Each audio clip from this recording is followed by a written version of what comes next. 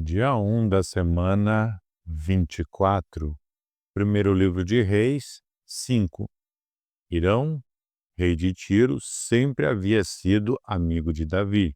Quando soube que Salomão era o rei em lugar do seu pai, enviou embaixadores a ele. Então Salomão mandou a Hirão a seguinte mensagem: Você sabe que Davi, o meu pai, teve muitas guerras contra as nações ao seu redor. Por isso, ele nunca pôde construir um templo dedicado ao Senhor, seu Deus, enquanto este não fez com que ele derrotasse todos os seus inimigos. Mas agora o Senhor me deu paz em todas as fronteiras. Eu não tenho inimigos e não há perigo de ataques. Deus prometeu o seguinte a Davi, o meu pai: o seu filho, que eu vou pôr como rei depois de você, construirá um templo para mim. Portanto, eu resolvi construir um templo para a adoração do meu Deus, o Senhor. Por isso, mande cortar cedros do Líbano para mim. Os meus operários trabalharão junto com os seus, e eu pagarei aos seus operários o quanto você quiser. Como você sabe, no meio do meu povo não há quem saiba cortar árvores tão bem como a gente da terra de Sidom. Quando recebeu a mensagem de Salomão, o rei Hirão ficou muito contente e disse: Louvado seja o Senhor, que deu a Davi um filho cheio de sabedoria para ficar no lugar dele como rei daquela grande nação. Depois, mandou dizer a Salomão o seguinte: Recebi a sua mensagem e vou atender o seu pedido. Vou providenciar os cedros e os pinheiros. Os meus operários levarão as toras do alto dos montes Líbanos até o mar e farão jangadas com elas. Depois, as levarão beirando o litoral até o lugar que você pode escolher. Ali, os meus operários desamarrarão as toras e os seus operários tomarão conta delas. E eu gostaria que você fornecesse a alimentação para os meus operários. E assim, forneceu a Salomão toda a madeira de cedro e de pinho que ele pediu. E cada ano Salomão forneceu 2.000 toneladas de trigo e 400.000 litros de azeite de oliva para alimentar os homens dele. O Senhor Deus cumpriu a sua promessa e deu sabedoria a Salomão.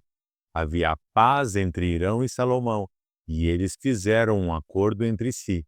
O rei Salomão convocou em todo o Israel um grupo de 30.000 trabalhadores forçados e pôs Adonirão como chefe deles.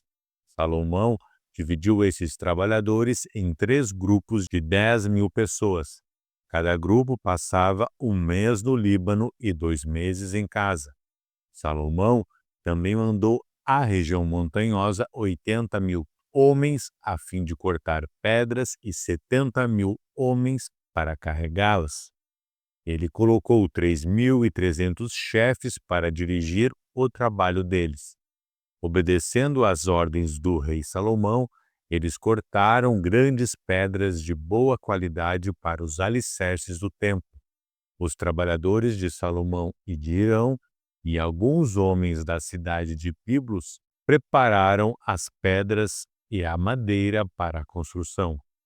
Primeiro livro de Reis, 6. 480 anos depois que o povo de Israel havia saído do Egito, no 4º ano do reinado de Salomão, em Israel, no mês de Zive, o 2º mês, Salomão começou a construir o templo. O templo media 27 metros de comprimento por 9 de largura, por 13,5 de altura. A sala da entrada media 4 metros e meio de comprimento por 9 de largura, isto é, a mesma largura do santuário.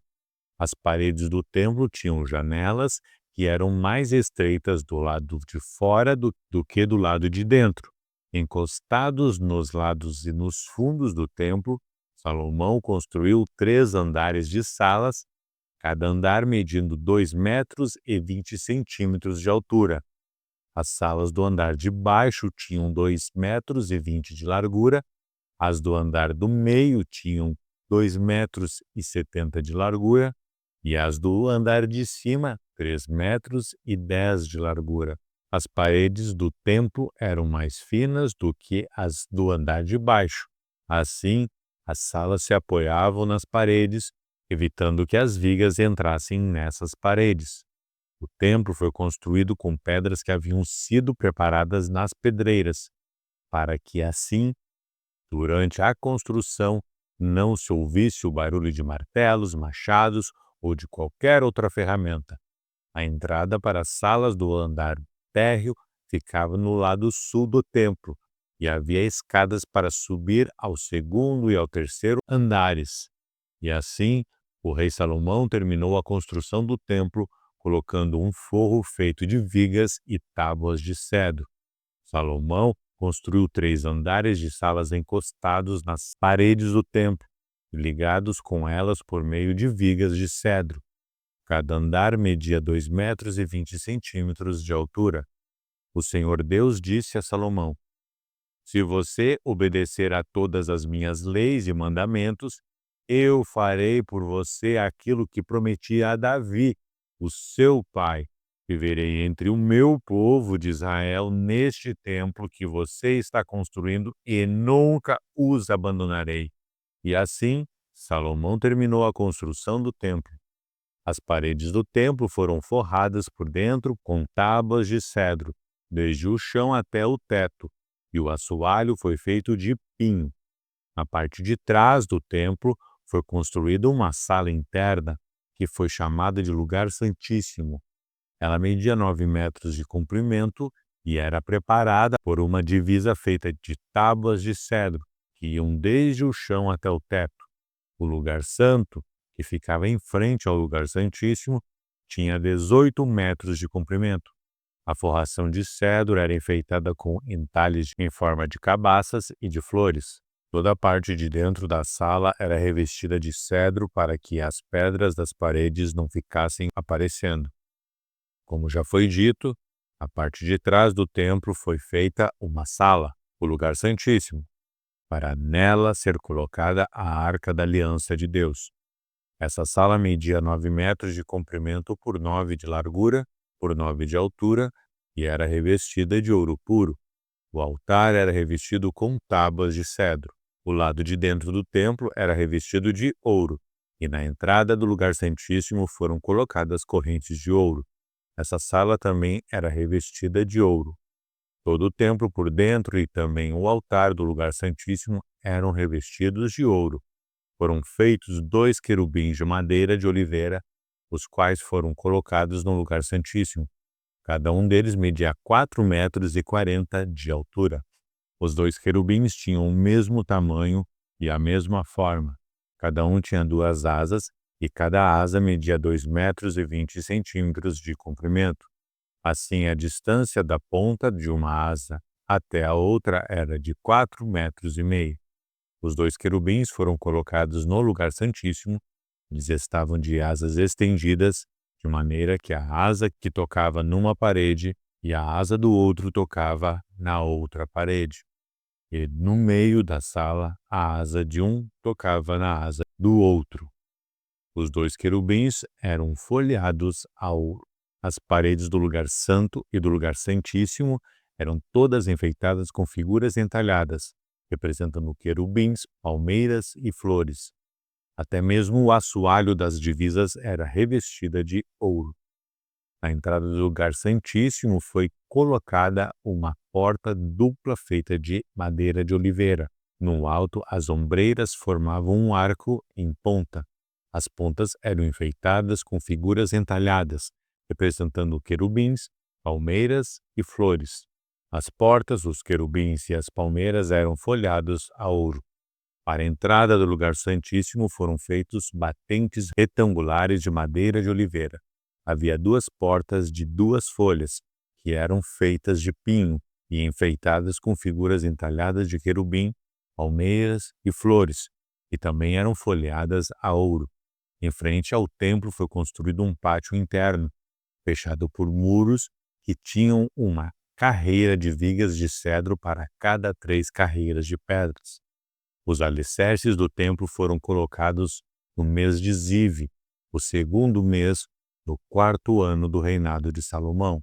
No 11º ano do reinado de Salomão, no 8º mês, o mês de Bul, o templo foi completamente terminado, exatamente como havia sido planejado.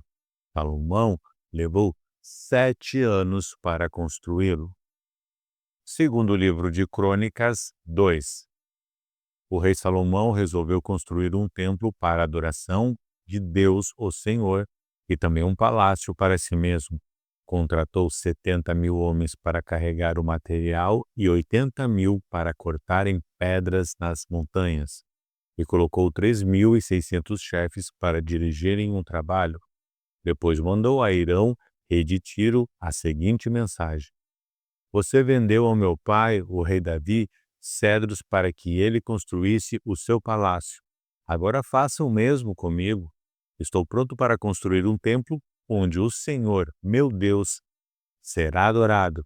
Será um lugar santo onde queimaremos incenso cheiroso em adoração a Deus e lhe apresentaremos sempre os pães sagrados. Todas as manhãs e todas as tardes ofereceremos em sacrifício animais que serão completamente queimados. Faremos a mesma coisa nos sábados, nas festas da lua nova e nas outras festas em honra do Senhor, nosso Deus. É nossa obrigação fazer isso para sempre. Vou construir um templo enorme, pois o nosso Deus é maior do que todos os outros deuses.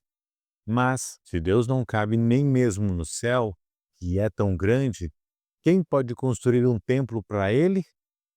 E quem sou eu para levantar um templo digno, a não ser que seja um lugar onde se queime incenso em honra dele?